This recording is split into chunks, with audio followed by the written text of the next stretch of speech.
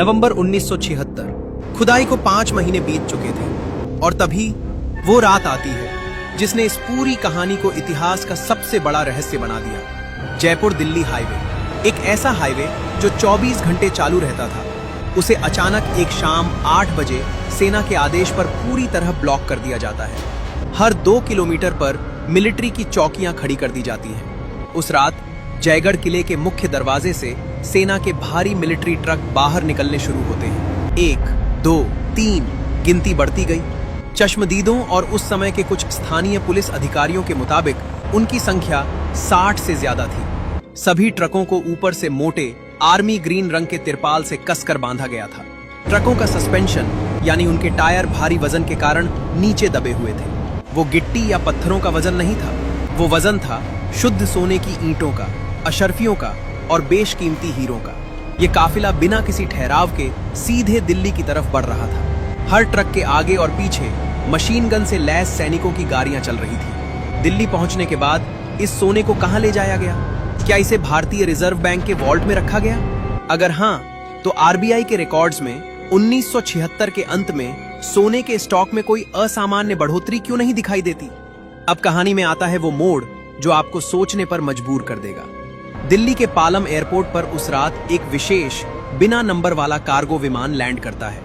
आधिकारिक तौर पर वो एक रूटीन डिप्लोमेटिक फ्लाइट थी, लेकिन कुछ रिटायर्ड अधिकारियों के दबी जुबान में दिए बयानों की माने तो जयगढ़ से लाया गया खजाना दिल्ली में ज्यादा देर नहीं रुका। उसे सीधे उस कार्गो विमान में शिफ्ट किया गया। मंजिल थी ज्यूरिख, स्विट्जरलैंड। क्यों? क्योंकि उस दौर में भारत की राजनीतिक स्थिति बेहद अस्थिर थी।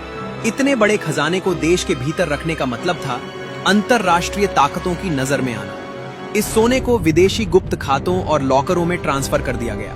यही वजह है कि जब पाकिस्तान के तत्कालीन प्रधानमंत्री जुल्फिकार अली भुट्टो ने इंदिरा गांधी को खत लिखकर इस खजाने में से अपना हिस्सा मांगा, ये दावा करते हुए कि विभाजन से पहले ये संयुक्त भारत की संपत्ति थी, तो भारत सरकार ने साफ इनकार कर दिया कि उन्हें वहां कुछ मिला ही नहीं। खजाना जा चुका था, अब बारी थी सबूतों को मिटाने की। जयगढ़ सर्च ऑपरेशन से जुड़ी हर वायरलेस लॉगबुक, हर वो रजिस्टर जिसमें उन 60 ट्रकों का नंबर दर्ज था और वो तमाम खुफिया रिपोर्ट्स, उन्हें एक एक करके टॉप सीक्रेट की श्रेणी में डाला गया और बाद में जला दिया गया।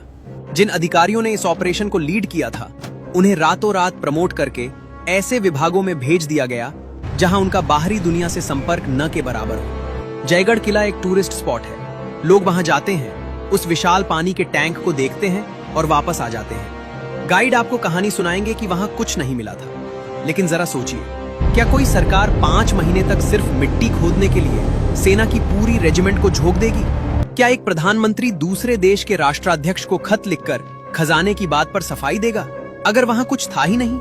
सच्चाई फाइलों से मिटाई जा सकती है, लेकिन वो इतिहास के सीने में दफन रहती है।